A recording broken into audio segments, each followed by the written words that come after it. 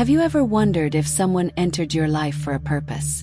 Not only in romantic relationships but also in friendships, business connections, mentorship, or even those chance encounters that seem far from random. It often feels like they arrive precisely when you need support, as if the universe is guiding their arrival. But how can you tell if that person is genuinely meant to be part of your journey or simply passing through? Is it just luck, or is there something more beneath the surface? Something connected to your identity, your beliefs, and your future path. Today, we're going to explore exactly why certain people enter your life at the perfect moment and how to tell if they're truly aligned with your purpose or simply a lesson in disguise. The answer starts much closer to home than you might think. Carl Jung, one of the greatest minds in psychology, didn't believe in random chance. To him, the people who enter your life aren't accidents. They're reflections of something happening deep within you, even if you're not fully aware of it yet. He called this phenomenon synchronicity, those uncanny moments when the internal and external worlds align so perfectly that it feels almost magical. Have you ever thought about someone you hadn't seen in years who suddenly calls you the next day? Or met a stranger who seemed to understand you better than people you've known for years? Jung believed that moments like these are not coincidences. They're signs, clues, messages from the unconscious mind nudging you toward the people and experiences that will shape your growth. The truth is, most of us spend our lives thinking we're making choices based on logic and reason, but beneath it all, the unconscious is hard at work guiding us toward exactly what we need, whether it's healing, overcoming a challenge, or connecting with someone who helps us become more of who we're meant to be. So, the real question isn't why did this person show up? It's what part of me called them into my life. Once you begin to understand that pattern, your relationships will never look the same again. How do you know if a connection is real or just an illusion created by unmet needs and hidden fears? Jung believed that every relationship acts as a mirror, reflecting back the parts of yourself you're either embracing or avoiding. If you find yourself constantly shrinking, hiding pieces of who you are, or molding yourself to meet someone else's expectations, that's not a true connection. It's survival mode, disguised as love, friendship, or partnership. With the right person, there's no ongoing battle between who you are and who you feel you have to be. You don't have to negotiate your values just to stay close. Instead, you feel seen, accepted, flaws and all, and most importantly, you feel free to keep growing into the most authentic version of yourself.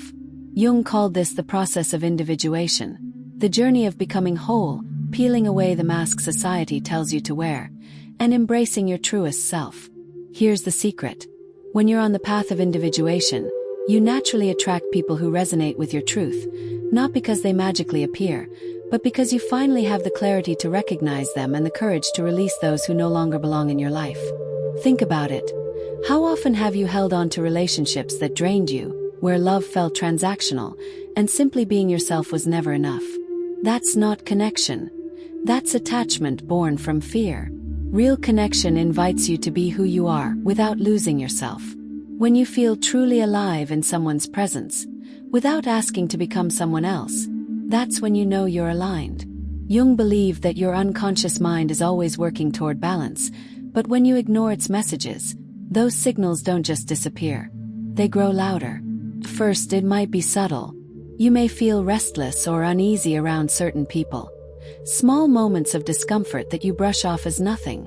But if left unchecked, that inner tension seeps into every part of your life. You might start feeling drained after spending time with certain individuals, as if your energy has been quietly stolen without your noticing. You wake up tired regardless of how much sleep you get. Your thoughts become foggy, anxiety creeps in, and physical symptoms, headaches, chest tightness, stomach pains, may manifest. These aren't random. They're your mind and body waving red flags, telling you something is off. You're out of alignment with your relationships, giving too much, receiving too little, and losing pieces of yourself in the process. Until you pause and truly listen, those signals only grow stronger. The truth is, your most meaningful connections will never leave you feeling empty. With the right people, you'll experience a quiet peace, a sense of ease. You'll breathe deeper, sleep better, and feel lighter. That's how you know you're aligned. Your nervous system doesn't lie, and neither does the quiet ache that whispers, "Is this really where I'm meant to stay?" In a world that teaches us to fear being alone, Jung taught that solitude isn't a punishment.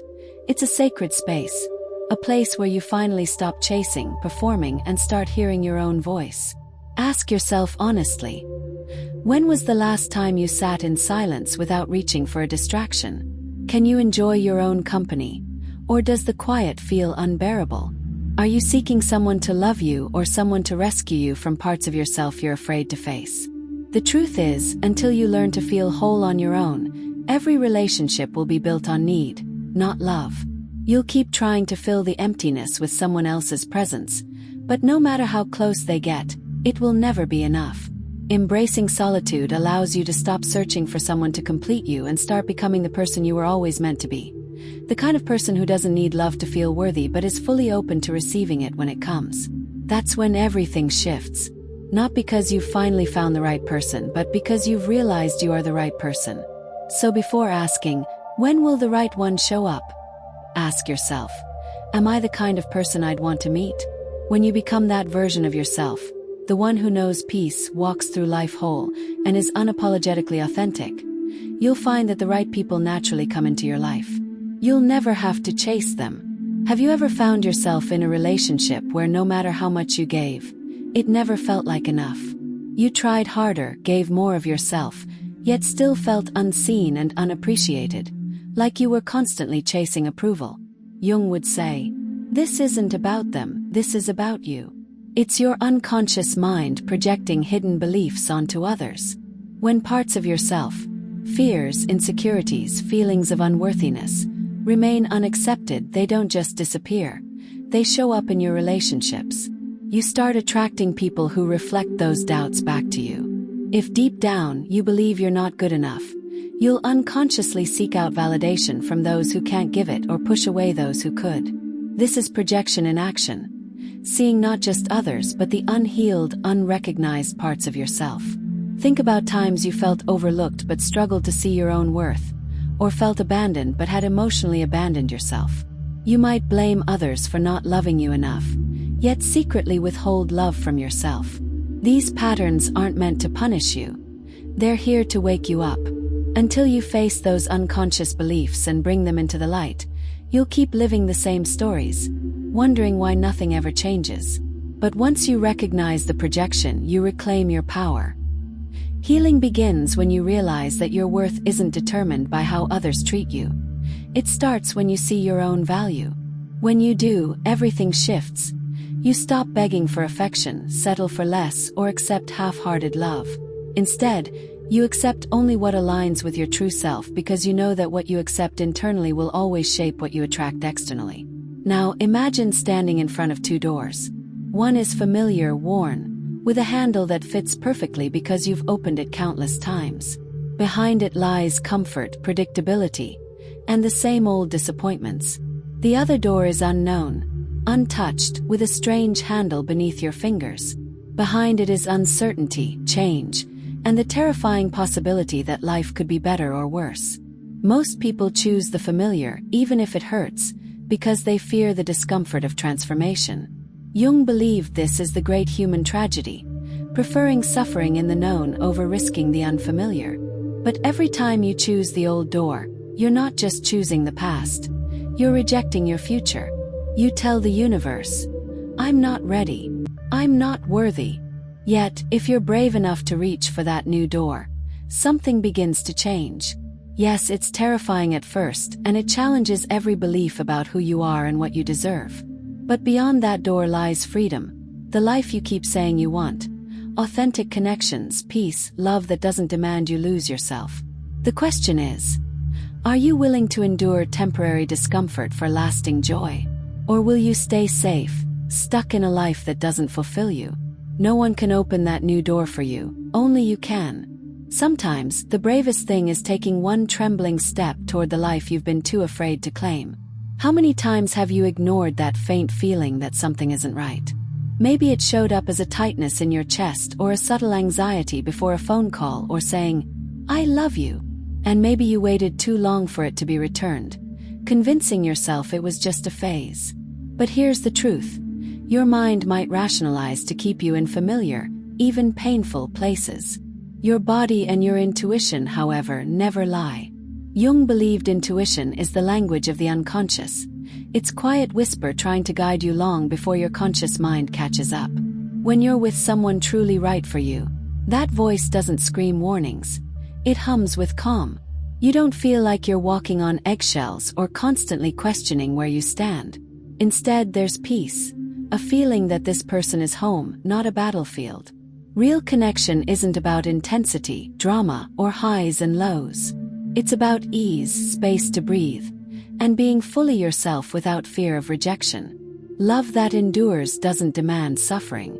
It doesn't make you question your worth daily or keep you in a constant struggle to earn affection. When you're with the right person, love feels safe, emotionally, spiritually, mentally. There's a quiet knowing that you're accepted just as you are. If you're honest, your intuition has told you this over and over. The question is, are you finally willing to listen? Because sometimes peace doesn't shout. It's a soft voice within that quietly says, you don't have to live like this anymore.